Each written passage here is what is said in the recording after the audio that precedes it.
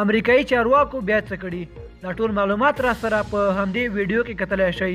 سلام، ستړي مه شئ. په AFG پلس چینل کې درته ښه راغلاست وایم. AFG پلس چینل تل ستاسو په چوپړ کې، نو همدا اوس در سره چینل سبسکرایب کړئ.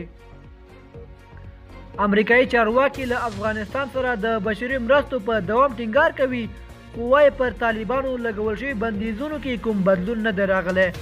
همدارنګه د نړیوال بانک یو ویاند ویلي چې دغه بانک به د افغانستان د بیا رغونې وجې صندوق ته د بشري مرستو د لیږد په اړه د ډسمبر تر 10مې پریکړه وکړي. دا په داسې حال کې ده چې په افغانستان کې دننه او بهر په دې هیواد کې د اقتصادي کړکېچ له امله اندېښنې زیاتې شوي دي. دوستانو، زموږ د نن ورځې خبر تر همدې ځایه و.